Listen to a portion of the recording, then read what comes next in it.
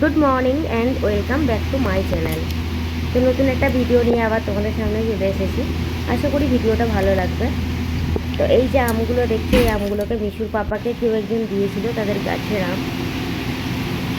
তো আমি ভাবলাম যে আমগুলো নষ্ট করবো কেন, তাহলে চাটনি আচার করি, আচার করে তোমাদের সঙ্গে শেয়ার করি। আর ইউটিউবে আমি অনেক দিন ধরেই এই আমের আচারের রেসিপিটা দেখছিলাম, যে মানে অনেক দিন ধরেই অনেকবারই দেখা হয়েছে। তো আমারও ইচ্ছা হচ্ছিলো যে এরকম আচার বানাবো, অ্যাকচুয়ালি টেস্টটা কেমন হয় সেটা দেখার জন্য। তো সেই জন্য আর আমি আচার আচার বানাতে শুরু করে দিলাম। এই যে দেখো, এখানে হচ্ছে তোমার ঝুড়ি করে আমগুলোকে হচ্ছে ঝুড়ি ঝুড়ি করে ইয়ে করে নিয়েছি, কেটে নিয়েছি।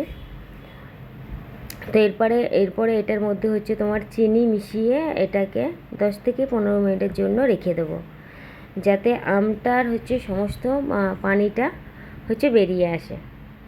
আর এই যে আমি কড়াই চাপিয়ে এখানে হচ্ছে তোমার কিছু মশলা হচ্ছে ভেজে রেডি করে নেব।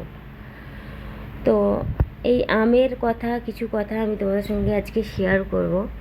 মানে কাঁচা আম, সত্যি কথা বলতে কি, মানে বছরে যে খুব একটা আমরা পাই তা কিন্তু নয়।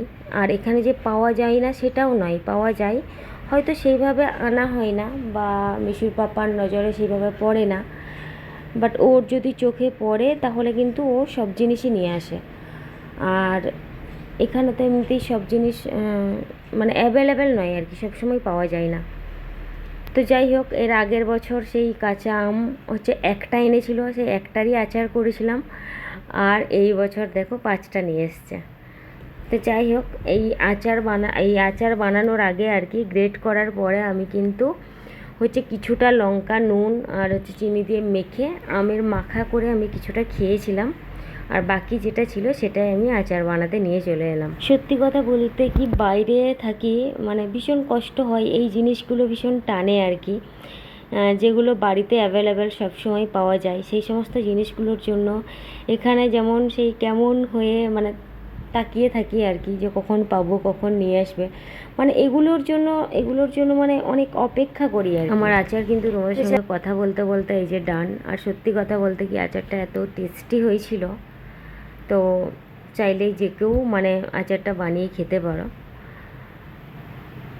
আর এই যে দেখো, আমি এই প্লেটে নিয়ে নিলাম, এটা আমি একটু ঠান্ডা করব, ঠান্ডা করে তারপরে এটাকে আমি হচ্ছে তোমার একটা ছোট বাটির মধ্যে, ঢাকনাওয়ালা বাটি, সেটাই করে আমি হচ্ছে নর্মাল ফ্রিজে রেখে দেবো।